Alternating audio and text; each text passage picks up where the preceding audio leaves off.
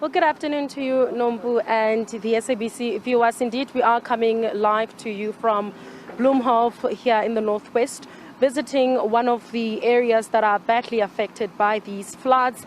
And we are at one of the guest houses that are flooded. If the camera can just pan in a minute, it will show you just the picture of what is really happening here. We understand that in Bloemhof and in Christiana, which is not too far from here, over 100 houses, most of which are guest houses or used for businesses, are badly affected.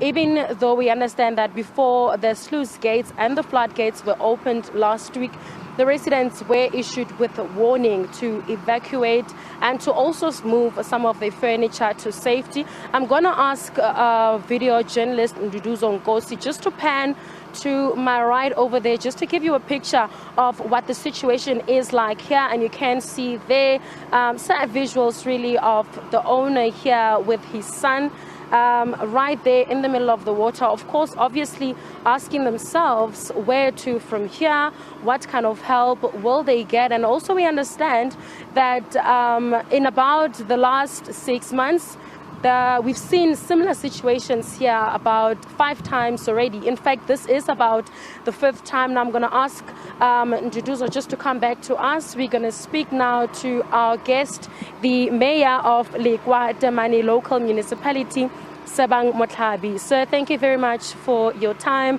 Just tell us, let's start on that point, which is that this is not the first time that this is happening in the past 6 months. This is in fact about the 5th time. What's going to be the solution? A permanent one, maybe? No, thank you very much. A solution would have to start the engagements between the provincial department and national department. As you know, that dams and rivers are the competence of a national department or national government, which is water and sanitation.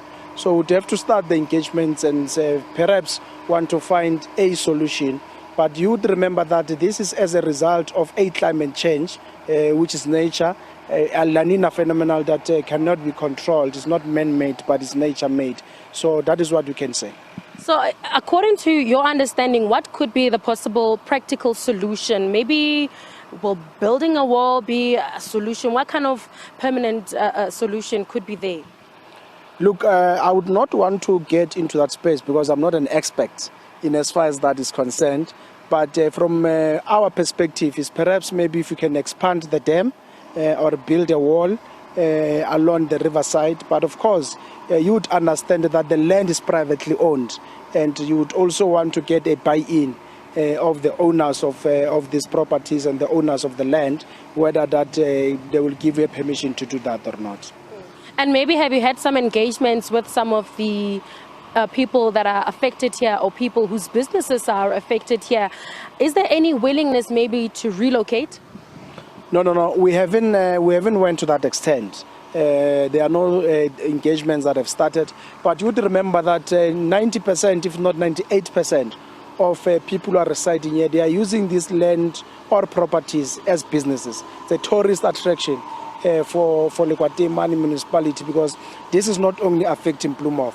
Is affecting both Bloemhof and Christiana, and mostly these properties are used as guest houses, and others are used as restaurants and all of that. So we haven't really had that, because you would bear in mind that if you are to have such conversations with them, you must also bear in mind that there are cost implications that you will have to then also deal with.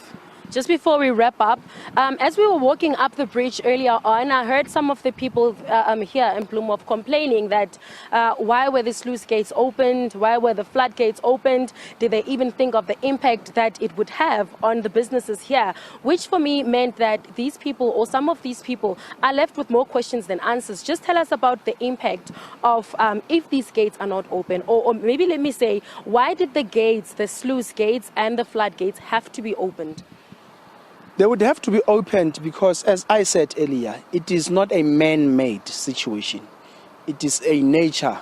It is as a result of a La Nina phenomenon and climate change, which we can't control as human beings.